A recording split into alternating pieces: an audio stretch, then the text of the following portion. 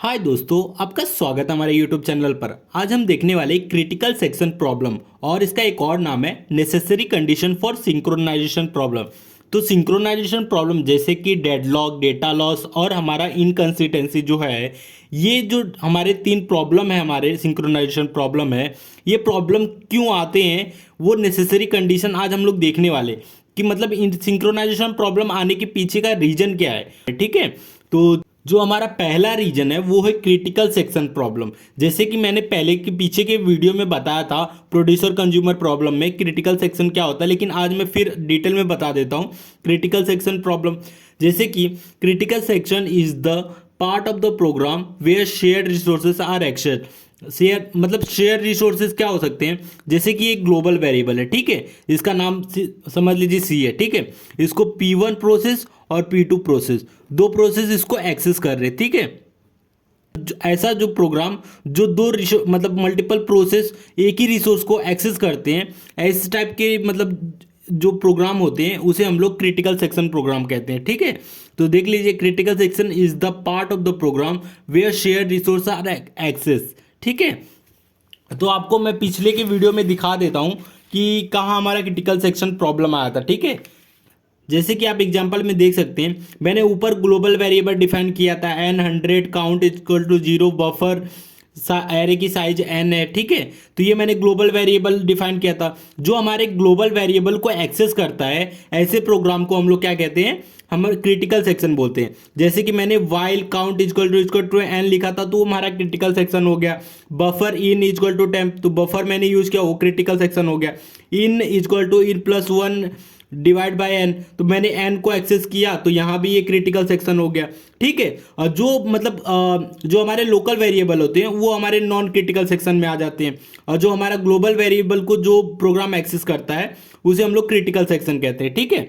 तो अब आप समझ गए होंगे कि प्रॉब्लम हमारा क्रिटिकल सेक्शन से भी आ सकता है, क्योंकि क्रिटिकल सेक्शन में ही सारे मतलब दो मल्टीपल प्रोग्राम एक्सेस करते हैं, ठीक है। तो दूसरा हमारा जो कंडीशन है वो है रेस कंडीशन, मतलब क्रिटिकल सेक्शन के साथ रेस कंडीशन भी होना चाहिए।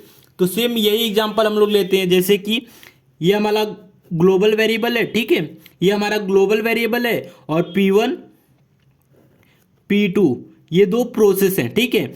अब ये समझ लीजिए यहाँ वैल्यू 2 है, ठीक है। तो रेस कंडीशन इन दोनों में होना चाहिए, क्योंकि दोनों सी को एक्सेस कर रहे हैं, ठीक है। दोनों में जिसका मतलब समझ लीजिए रेस होना चाहिए जिससे सी की वैल्यू अपडेट कर सके। मान लीजिए पहले P1 प्रोसेस आया जो एक प्लस कर रहा है, ठीक है, प्लस करने पे 3 कर दिया, और एक P2 प्रोसेस है जो माइनस कर रहा है, ठीक है। अगर ऐसा रहा तो 3 से फिर वापस से 2 हो जाएगा, ठीक है। तो हमारा वैल्यू सेम आ गया। अगर रेस कंडीशन रहा तो भी मतलब ये एक रीजन हो सकता है कि रेस कंडीशन होना चाहिए। रेस कंडीशन नहीं रहेगा तो फिर ये प्रॉब्लम नहीं होगा। तो रेस कंडीशन होगा तो हमारा ये एक नेसेसरी कंडीशन बन जाएगा सिंक्रोनाइजेशन प्रॉब्लम आने का, ठीक है। तो क्या है, situation where process are trying to access critical section. ऐसा सिचुएशन जहां हमारा जो प्रोसेस होगा P1 P2 समझ लीजिए, वो दोनों प्रोसेस अपडेट मतलब क्रिटिकल सेक्शन को अपडेट एक्सेस करने की मतलब एक्सेस करने का कोशिश कर रहे होंगे, ठीक है। And final result depend on the order in which they are finish their update. और फाइनल रिजल्ट क्या होगा, जब ये दोनों P1 और P2 सी की वैल्यू को अपडेट करेंगे, मतलब क्रिटिकल सेक्शन का जो वैल्यू है हमारा वो अपडेट करेंगे, ठीक है। तो इसको हम लोग रेस कंडीशन बोलते हैं, मतलब P1 और P2 दोनों में रेस होना चाहिए जो सी की वैल्यू को अपडेट कर सके, ठीक है। अब हमारा जो तीसरा कंडीशन है वो है प्रीएम्पशन, मतलब process running in a user mode can get preempted any time and any number of time, मतलब anywhere after completing any state. मतलब हमारा जब प्रोसेस किसी भी स्टेट में होगा तो मतलब यूजर मोड का जो प्रोसेस होगा किसी भी स्टेट में रहेगा, वो कहीं भी प्रीएम्प्ट हो जाएगा। प्रीएम्प्ट का मतलब जब किसी प्रोसेस को फोर्सफुली हम लोग डीएलोकेट करते हैं तो उसे हम प्रीएम्प्शन बोलते हैं, ठीक है। तो अबो ऑल थ्री, ये देखिए, above all three necessary condition for synchronization are called critical section problem. ऊपर की जितने भी हमने तीन प्रॉब्लम देखा, क्रिटिकल सेक्शन, रेस कंडीशन और प्रीएम्प्शन, ये तीनों प्रॉब्लम को हम लोग क्या बोलते हैं, क्रिटिकल सेक्शन प्रॉब्लम, ठीक है। तो एक बार हम लोग क्रिटिकल सेक्शन प्रॉब्लम नीचे देख लेते हैं डायग्राम के माध्यम से, ठीक है। ये हमारा समझ लीजिए, ये हमारा क्रिटिकल सेक्शन है, ठीक है, ये हमारा क्रिटिकल सेक्शन है। और P1 P2 P3 ये तीन प्रोसेस हैं जो इसको एक्सेस कर मतलब रेस कर रहे हैं।